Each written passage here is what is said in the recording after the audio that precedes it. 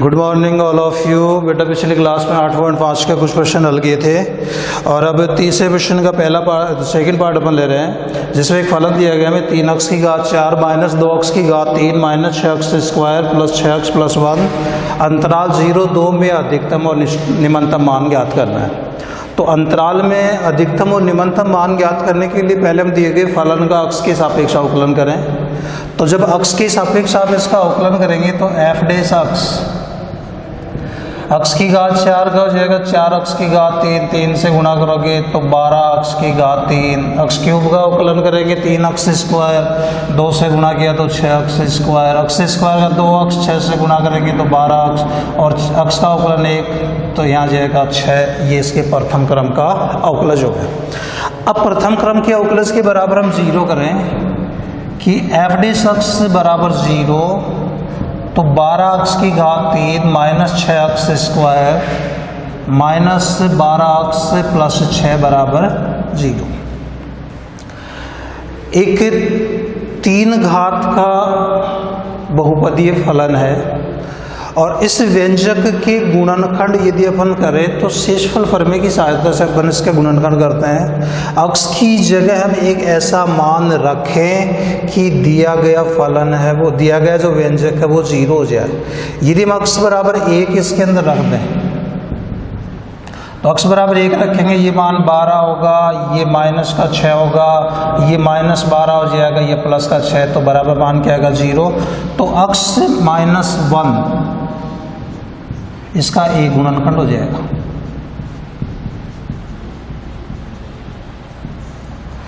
फिर आगे इसके गुणनखंड करने के लिए शेषफल फर्मे में क्या करते हैं कि जो प्रथम गुणनखंड होता है उस प्रथम गुणनखंड का भाग देते हैं इस व्यंजक के अंदर।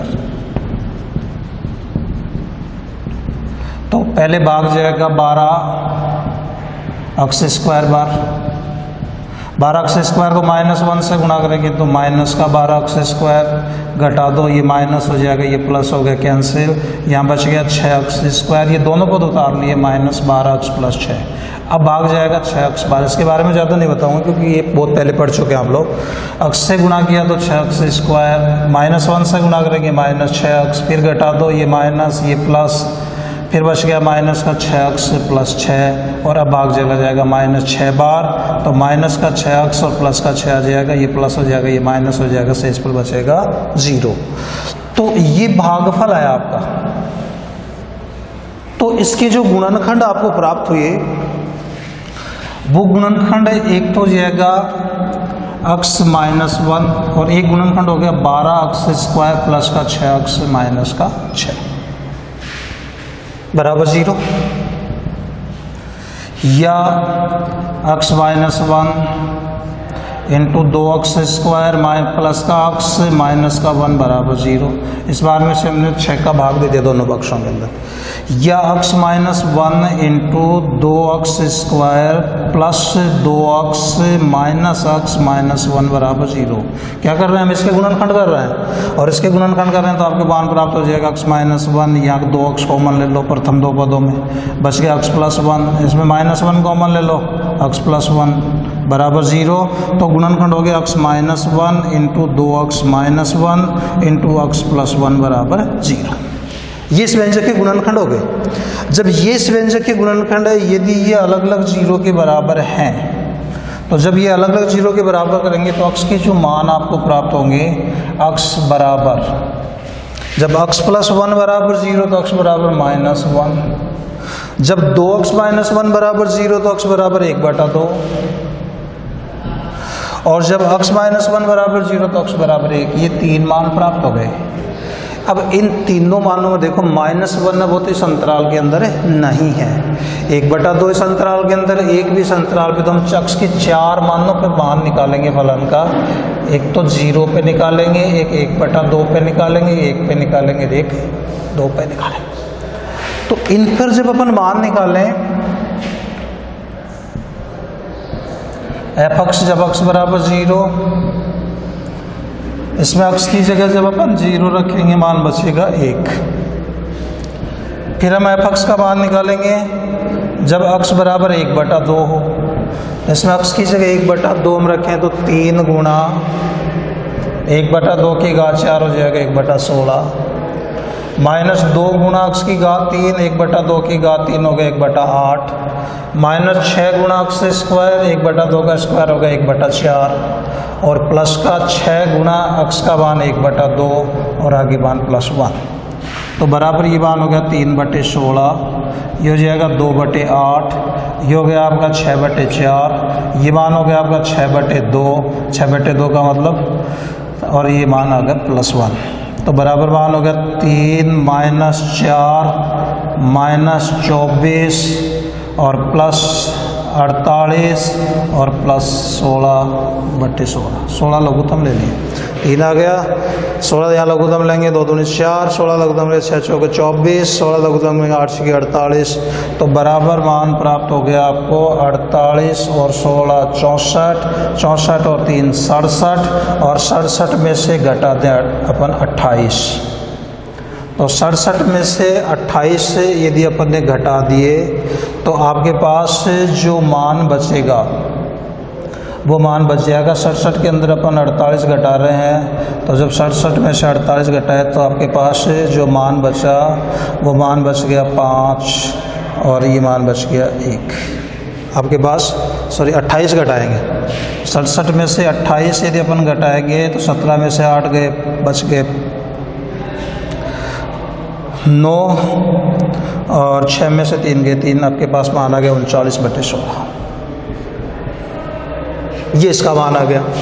इसके बाद अपन क्या करें, इसके बाद अपन x बराबर 1 पर ज्ञात करें f(x) का मान, तो f(x) से जब x बराबर 1, तो x बराबर 1 जब आप इसमें रखेंगे ये मान 12, ये -6 हो जाएगा, ये -12 हो जाएगा, ये +6 हो जाएगा, बराबर क्या आएगा 0। फिर हम f(x) का मान निकालेंगे x बराबर 2 पर, तो 2 की घात 3 8, 12 को 8 से गुना करें 12 × 96, 2 की घात 2 4, 4 को 6 से गुना करोगे 24, इसी प्रकार 12 गुणा 2 24, और इसी प्रकार से प्लस का 6,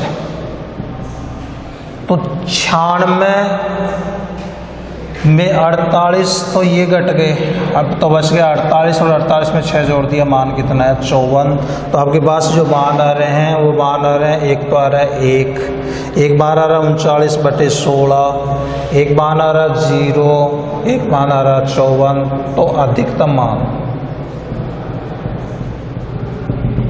सबसे बड़ा मान 1 आ रहा है मान इसका मान 0 भी आ रहा है, इसका मान 54 भी आ रहा है, इसका नाम 39/16 भी, तो अधिकतम मान तो हो जाएगा 54।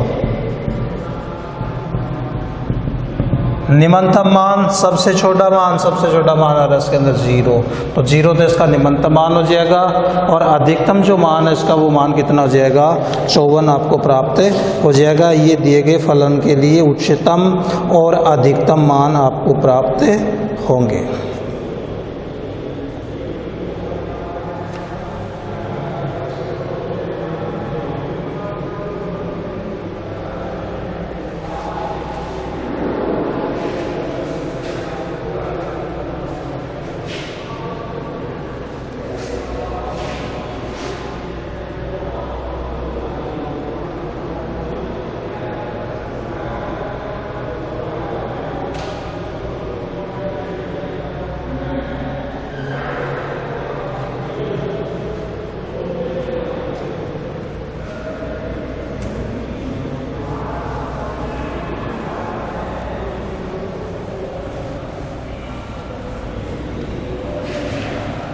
सॉरी बेटा, मैंने हो सकता है इसके अंदर जो मान मैंने रख दिए हैं वो अवकलज के अंदर रख दिए हैं, f' के अंदर रख दिए हैं, और हमें जो मान इसके अंदर रखने थे ना वो f(x) के अंदर रखने थे।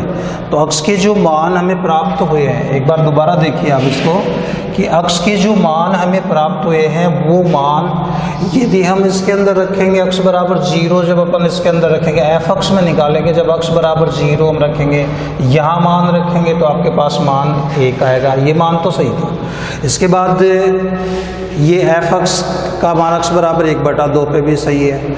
उसके बाद अक्स बराबर 1 जब अपन इसके अंदर रख रहे हैं, अक्स बराबर 1 का मान इसके अंदर रखेंगे तो मान आएगा 3 - 2 -6 +6 +1। तो ये तो इससे कैंसिल हो गया और ये मान आपका 3 और 1 4, 4 में से 2 घटा देंगे, मान आएगा 2। कब? जब अक्स का मान आपके पास 1 है। ये अक्स बराबर 1 पर मान आ गया।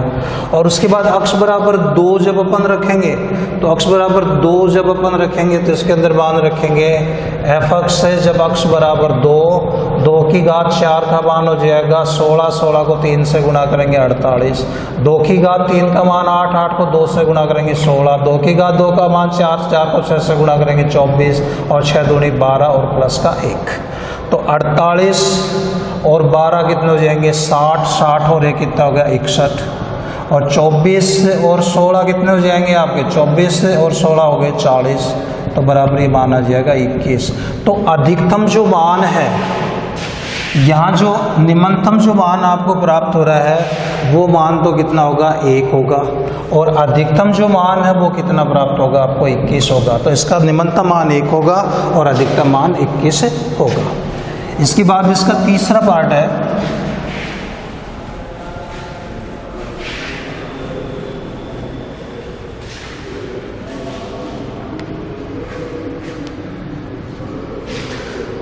जिसमें एक फलन दे रखा है हमें अक्स प्लस साइन अक्स। एफ अक्स बराबर है अक्स प्लस साइन अक्स और अक्स प्लस साइन 2 अक्स अंतराल है 0, 2 पाई। साइन 2 अक्स और यहाँ अंतराल है 0 और 2 पाई। तो इसमें इस अंतराल के अंदर उच्चतम और निम्नतम मान ज्ञात करने के लिए पहले हम दिए गए फलन का अक्स के सापेक्ष अवकलन करें। तो अक्स के सापेक्ष अवकलन किया तो एफ डैश अक्स का अवकलन 1 हो जाएगा, साइन 2 अक्स का पहले हो जाएगा कॉस 2 अक्स और फिर 2 अक्स का अवकलन कर दें 2। फिर हम प्रथम क्रम के अवकलज के बराबर 0 करें तो एफ डैश अक्स बराबर 0, 1 + 2 cos 2 अक्स बराबर 0, या ये मान हो जाएगा 2 cos 2 अक्स बराबर हो जाएगा -1। तो cos 2 अक्स से बराबर मान हो गया -1/2 और यहाँ से cos 2 अक्स बराबर मान हो जाएगा cos 2π/3। cos 120 डिग्री का जो मान आता है वो -1/2 होता है। अब इसे 2 अक्स का मान अपन निकालें तो चूंकि cos अक्स बराबर cos अल्फा अक्स बराबर मान होता है 2nπ ± अल्फा। अक्स की जगह 2 अक्स आपके पास तो यहाँ मान हो जाएगा 2 अक्स बराबर 2nπ ± अल्फा। अल्फा की जगह मान है 2π/3 और इससे यदि अक्स की वैल्यू अपन निकालेंगे तो 2 का भाग देते ही मान हो जाएगा nπ ± π/3। जब n बराबर 0, यदि इसमें n की जगह 0 रखेंगे तो अक्स का जो मान है वो आपको मान प्राप्त हो जाएगा ± π/3। और जब n बराबर 1 हम इसमें रखेंगे तो अक्स बराबर मान, जब n बराबर 1 रखा तो मान आया पाई ± π/3। अगर -π/3 लेंगे तब तो मान आएगा 2π/3 और यदि +π/3 लेंगे तो मान आएगा 4π/3। इसके बाद यदि हम इसमें n बराबर 2 रखें तो n बराबर 2 जब हम रखेंगे तो अक्स बराबर मान आपको मिलेगा 2π ± π/3। तो अगर माइनस निशान तो आप काम में ले रहे हैं तब तो मान आएगा 5π/3 और यदि प्लस निशान आप काम में ले रहे हैं तो मान आएगा 7π/3। अब इसके बाद की जो भी मान वो अंतराल के बाहर जाएगी तो अंतराल के अंदर कौन कौन से मान है जो हमने निकाले उनमें से ±π/3 में से +π/3 तो इस अंतराल में -π/3 है, इसको छोड़ दो तो एक मान तो हो गया आपका π/3। उसके बाद 2π/3 4π/3 दोनों अंतराल में हैं तो एक हो जाएगा 2π/3, एक मान हो गया 4π/3। फिर इनमें से 5π/3 तो अंतराल में है लेकिन ये अंतराल में नहीं है तो एक हो गया 5π/3। ये 4 मान अपन ग्रहण कर रहे हैं जो दिए गए अंतराल के अंदर है। मैंने आपको ये बताया था कि वे मान जो आप ग्रहण कर रहे हैं वो और अंतराल के दोनों बिंदु, तो दोनों बिंदु अंतराल के 2 बिंदु कौन से? एक तो 0 है और एक कितना 2π। इन अक्स के सब मानों पर हम दिए गए फलन का मान ज्ञात करेंगे। तो पहले हम अक्स बराबर 0 रखें तो f0 का मान हो जाएगा 0 + sin 0 बराबर मान आ जाएगा 0।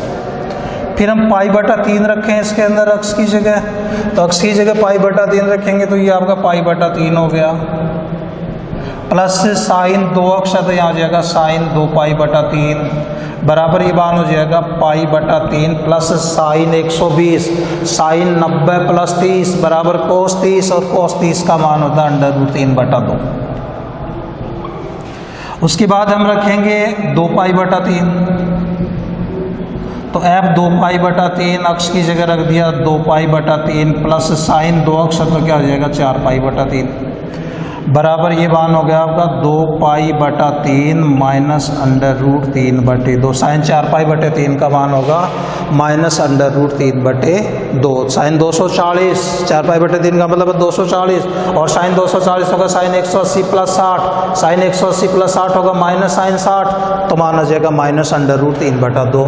फिर हम ज्ञात करेंगे अक्स बराबर 4 पाई बटे 3 पर मान, तो अक्स की जगह रख दिया 4 पाई बटे 3 प्लस साइन 4 दूनी 8 पाई बटे 3 बराबर ये मान हो जाएगा 4 पाई बटे 3 प्लस √3 बटा 2। साइन 8 पाई बटे 3 का जो मान है वो कितना हो जाएगा √3 बटे 2 480 साइन 360 प्लस 120 साइन 120 और साइन 120 का मान अभी हमने निकाला था √3 बटा 2, ये इसका मान आ गया। उसके बाद हम अक्स बराबर 5 पाई बटा 3 रखें तो बराबर हो जाएगा 5 पाई बटा 3 प्लस साइन 2 अक्स तो कितना हो जाएगा 10 पाई बटा 3 बराबर ये मान आ गया 5 पाई बटे 3 माइनस √3 बटा 2। साइन 600 डिग्री और साइन 600 होगा साइन 360 प्लस 240 साइन 240 और साइन 240 का भी मान निकाला था हमने माइनस √3 बटा 2। और फिर अक्स बराबर 2 पाई यदि हम रखें तो मान हो जाएगा 2 पाई प्लस साइन 4 पाई, साइन 4 पाई का मान तो 0 होगा बराबर मान कितना आएगा 2 पाई। तो ये इतने मान हमने ज्ञात किए हैं।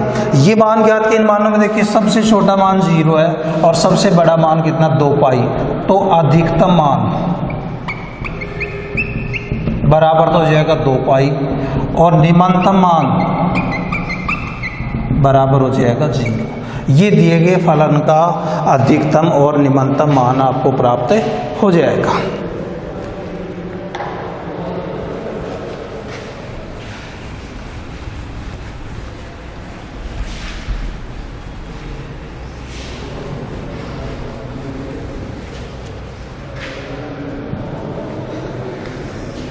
इसके बाद चौथा पार्ट है, इसमें अक्स की घात 3 माइनस 18 अक्स स्क्वायर, एफ अक्स बराबर अक्स की घात 3 माइनस 18 अक्स स्क्वायर प्लस 96 अक्स